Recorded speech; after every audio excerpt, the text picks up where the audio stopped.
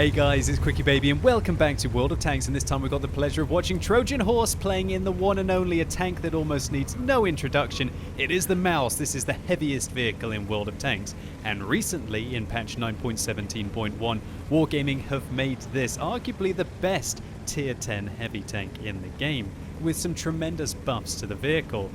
Previously, the Mouse had the highest hit points in the game at 3,000. Now it has got 3,200 hit points. That is twice the hit points of a standard tier 8 heavy, and it's cutting pretty close to having double the hit points of some of the lowered hit points tier 10s, such as the Bat Chatillon, the STRV-103B, which both have 1,800 hit points, along with the TVP, the top tier Czechoslovakian medium tank. Now, 200 hit points isn't what's made the Mouse incredible. Let me reel off a whole series of buffs to this vehicle. Number one, its movement dispersion has been improved by 10%, so you can be more accurate faster when you're driving around in your Mouse, albeit at a slow speed. Secondly, its accuracy was buffed from 0.38 to 0.36. Its turret dispersion was enhanced by 20% as well. So you're going to be seeing in this replay that when Trojan Horse turns his turret, that he practically has no aim time, and I would really like to know what his equipment loadout is on this tank. He's dropped a medkit, which is something quite ambitious to do in a vehicle such as this, but it's quite likely that he might be using a super heavy spall liner. Now, the equipment choices on the Mouse are quite complicated. I guess now that nobody could even consider that you should use an enhanced gun laying drive on this tank, because the aim time has been buffed from 2.3 seconds to 2.1 seconds. But you know what? The dispersion on this vehicle is so good now, and the movement of the turret isn't really exceptionally fast. So I think people might even stop dropping vertical stabilizers on this tank to be able to use vents, of course a gun rammer, and also a super heavy spall liner to try and reduce the amount of damage you take from high explosive rounds, and also to reduce the damage, the likelihood of your crew being knocked out, which I don't know if I'm correct here, but might be one of the reasons why Trojan Horse has decided to drop the medkit and instead be taking chocolate to boost up the overall performance of his tank by 5% by increasing the crew skills by 10%.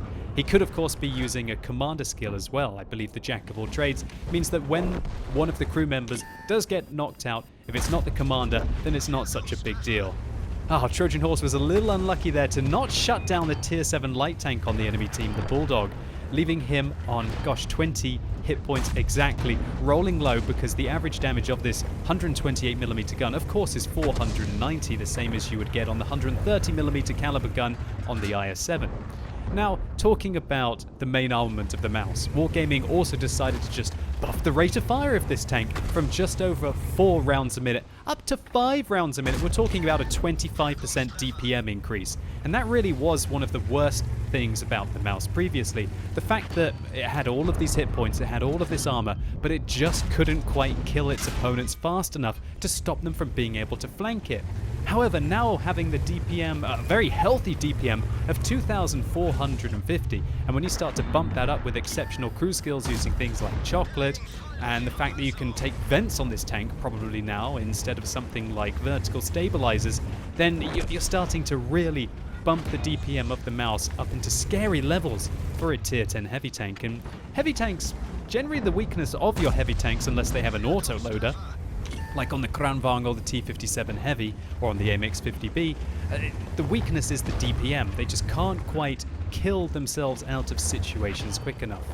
So if that all wasn't enough, including increasing the durability of the Mouse by increasing its hit points, they've also buffed the armor of the Mouse. Now everybody will know that the key weakness of the Mouse, at least previously, was going to be the cheeks. If you wanted to pen the Mouse, if you had a clean shot into the lower plate, you would take it. But quite often the hull is angled like this. And so that means what you'd be trying to do instead is to shoot the cheeks. The cheeks previously had 240mm of turret armor. Now that's not so good if you're a tier 8 heavy, for example, but when you're a tier 9 or a tier 10 tank and you start to have some high caliber, ultra high penetration performing rounds, then 240 isn't that much to go through, and quite often people would load premium rounds a lot like the Skoda T50 and the IS-7 have to be able to try and engage the mouse. And when you start to have 300 millimeters of penetration, then your 240 millimeters of cheek armor didn't do very well on the mouse, even when you're angling the armor on it perfectly, like Trojan Horse is here. However, Wargaming have buffed the cheek armor from 240 up to 260, and so that pretty much means now that even if the mouse is pointing his turret directly at you, and you have a tier 10 gun, which usually has about 260 millimeters of penetration, you're a 50-50 whether you're going to go through his cheeks when he's unangled. But now that the cheeks are so much thicker, you don't have to angle the side of the turret so much, and so that means that you can actually get about 330 millimeters of effective all-round protection on the mouse turret when you're angling it like Trojan horses. If that wasn't enough, also the side slants on the hull here previously were a weak point at 200 millimeters of protection. That's gone up to 250. Also, behind the tracks has been improved as well from 80 millimeters up to 140. And so that means that quite often when people had the side of the mouse here and they'd shoot at the front sprocket to be able to take the tracks off and also damage the tank, that is something that is no longer possible. All in all, the mouse is just a powerhouse right now. Trojan Horse is just blocking the way here perfectly to stop tanks that want to grow up to be just like him. Well, at least used to. The VK used to lead into the mouse, but no longer leads into the mouse, right? It's now got to be the VK100-01 sitting behind him in the Moistion that grows up to be a mouse one day. Previously, the VK would have grown up to be the mouse, however, and they just can't really do anything against his armor. I think that VK should have dabbed the 2 key a little bit more to be able to contest the mouse, and even though that VK100-01 managed to get his flank completely, he was unable to contest him. Now Trojan Horse whacks in a shell, taking the tracks off the 100-01, but unfortunately his team has melted around him. But he certainly hasn't melted, having blocked 9,500 damage so far this battle and dealt 7,200. Now, after going on a bit of a spree with some APCR rounds, he's back to using armor-piercing ammunition there to finish off the VK100-01. And that was his first kill in the 1 versus 5 situation and his 4th kill of the game. Now the M103, the Skoda T50 and the Defender and the IS-3 have to meet like almost an immovable object, and they certainly aren't an unstoppable force by the looks of it, as they quickly start to reverse back into the cap circle to get away from the new super heavy of World of Tanks that is the mouse. I mean, the mouse always was the super heavy, but for a while we saw it kind of fall behind tanks such as the T110E5. Now that the T110E5's cupola has been nerfed and the mouse has been buffed, there's no doubt that this thing is just truly magnificent. Whacking in 466 damage against the M103, who is now retiring to the back of the map.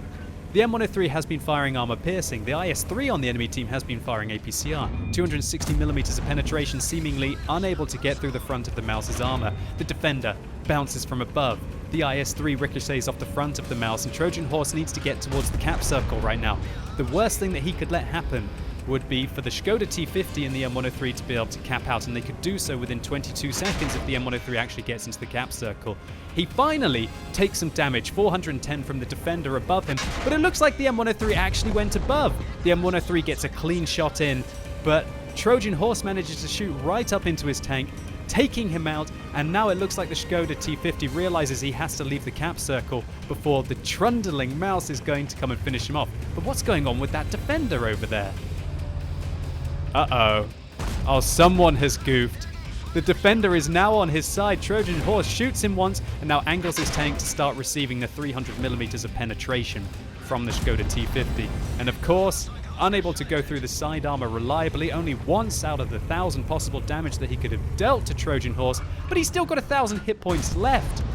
It's absolutely crazy how powerful the mouse is right now, and this Defender has just got to be kicking himself. He's the only one until that Skoda to put a round into the mouse recently, and now he's on his side, just donating all of his hit points to Trojan Horse, popping his damage up above 11,000, finishing the game off And just look at the statistics in the bottom left-hand corner.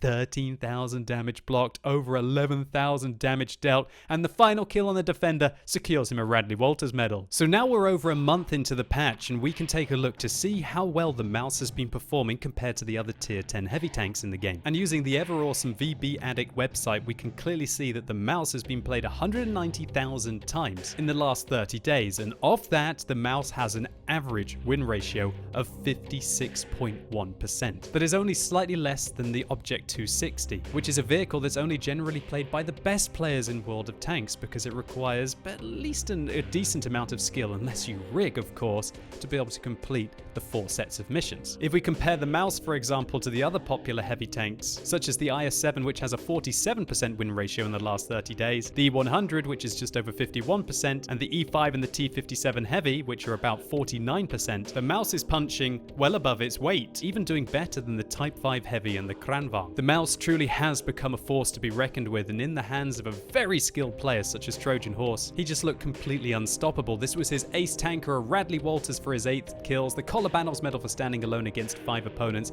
a steel wall, and boy what a steel wall this was, 13,000 damage blocked by his armor, a high caliber for a casual 11,000 damage. What more is there really to say? Wargaming have removed all of the weak points of the front of the mouse, and now unless you're packing about 270, preferably 300mm of penetration, you don't really stand a chance of engaging this thing frontally. And now that it has such incredible capabilities with regard to its weapon, it has the bite to be able to punish back as well as practically the best durability in World of Tanks. And one thing that's going to be very interesting to see about the mouse is whether the community are going to go on kind of a witch hunt with it, just like they did on the T110E5 when that received arguably a buff that was too much and led to it to be very dominating in the matchmaking. And let me know in the comments your opinion. Do you think that the mouse is overpowered as it is? And have you seen it starting to get as much hate, for example, as the T110E5? And we must go back to the hero of our replay here, Trojan Horse. Thank you so much for uploading this on What Replays. It truly was